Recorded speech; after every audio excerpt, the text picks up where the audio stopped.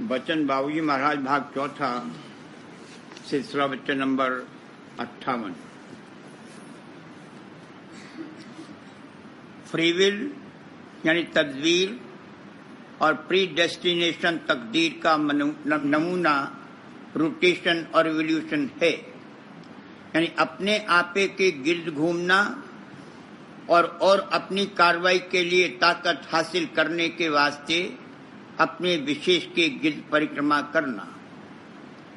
हर एक इंसान रोटेट और रिवॉल्व कर रहा है। जिसको धन की इच्छा है वो धनाढ्य की परिक्रमा कर रहा है, जिसको हुकूमत और इख्तियार की चाह है वो हाकिम के गिर्द घूम रहा है और परिक्रमा कर रहा है। जिसको जिस चीज की चाह है वो जिससे मिल सकती है उसकी परिक्रमा कर रहा है। चाहे जिस कदर इंसान फ्री विल और आजादी चिल्लाया करे और महदूद हल्के में अपनी गूटागाटी किया करे, आखिर में प्री डेस्टिनेशन भाग्य ही प्रिवेल करेगा, यानी प्रबल और मुख्य रहेगा। अगर इसने अपनी स्वेच्छा से यही इरादा और तय किया है कि अपनी कुल चैतन्यता और तवज्जो की पूंजी दुनिया के लहव और लाभ हासिल करने में लगावे और सर्व करे, तो इसको आजादी है जरूर करे। मगर कुदरत के कायदे से उसमें थकाव पैदा होगा और जिस कदर के पहले दुनिया में लहव व लाभ हासिल किया है उसी कदर तकलीफ, बला और आफत उठानी पड़ेगी, भुगतना और भोगना पड़ेगा। और ये सब भुगतने से जो तजुर्बा होगा वो आइंदा की कार्रवाई को तय करेगा। इस कुदरत के कायदे से तजुर्बा होते होते ये अपनी स्वेच्छा और मर्जी से परमात्मा की तरफ रुजू लावेगा और वो मुनासिब वक्त परमात्मा के कमाने और मालिक के दखल देने का होगा। उस वक्त ये सत्य उपदेश हित और चित्त से सुनेगा। उससे पहले उल्टा विरोध करने को तैयार होगा और बाज तो यहाँ तक कहते हैं कि देखें कोई हमको परमात्मा की बात तो समझा दे या परमात्मा कमाने को आमादा तो कर ले। मालिक सब कुछ कर सकता है मगर मुनासिब वक्त पर करता है। वक्त से पहले करने में जीव को तकलीफ होगी। जिसको मालिक ने पकड़ लिया है उसको छोड़ेगा नहीं।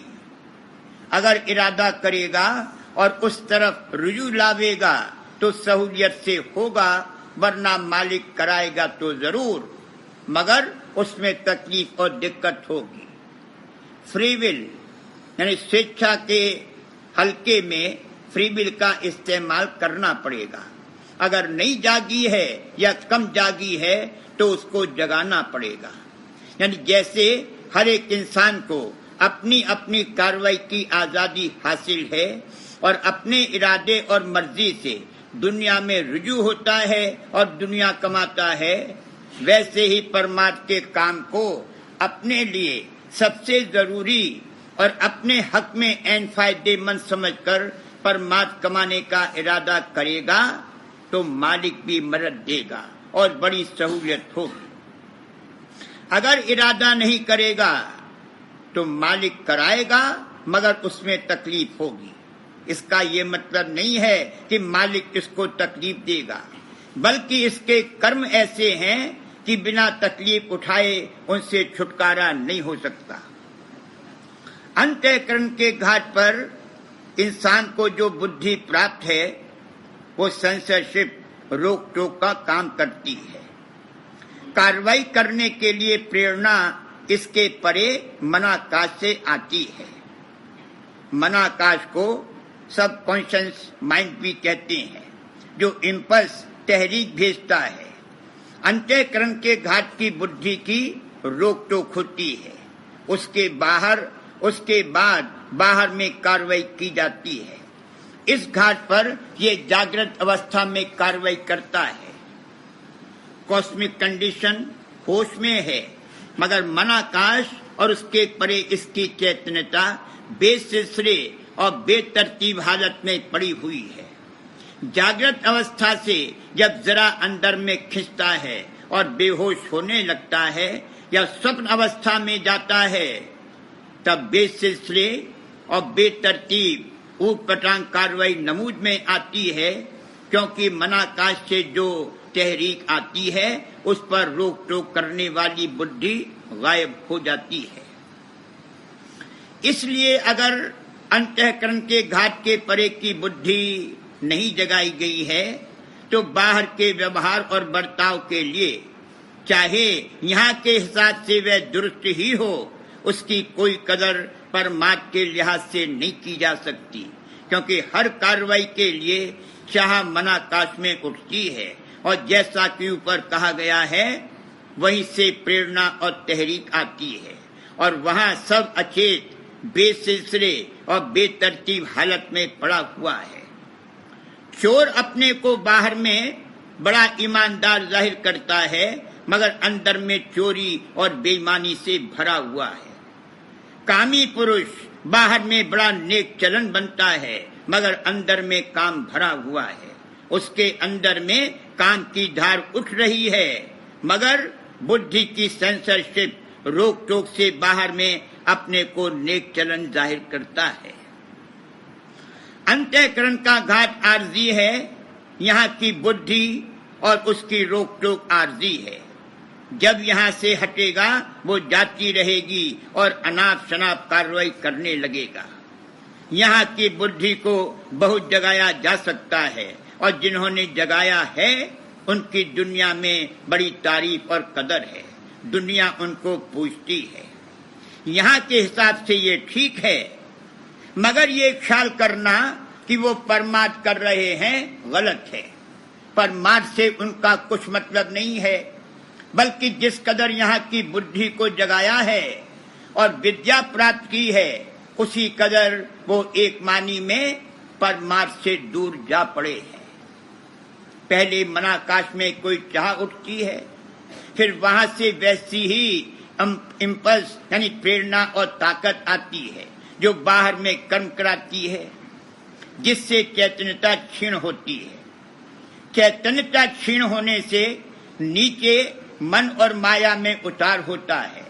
इस तरह कर्मों के दबाव से बराबर उतार हो रहा है और जिस प्रकार रुई जैसी मुलायम चीज भी दबते दबते पत्थर की तरह कठोर हो जाती है, उसी प्रकार कर्मों के दबाव से दबते दबते जीव पत्थर की तरह कठोर हो गया है।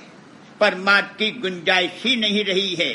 परमात्मा के लिए कोमलता आनी चाहिए, जैसा कि इस कड़ी में कहा है, कोमल चित्त दया मन धारो परमार्थ का खोज लगाना। कोमल और मुलायम बनने के लिए मालिक की मेहर और दया के हल्के में आने की जरूरत है। मेहर मिस्र पेड़ की छाया या बादल की छाया और ठंडक के है, और जब उसमें से धारे आवे तब वो दया है। पेड़ की छाया मौजूद है, मगर पेड़ के नीचे आकर बैठे तभी तो वह मिलेगी। अगर पेड़ के नीचे ही न आवे तो न छाया मिल सकती है और न ठंडक की आ सकती है।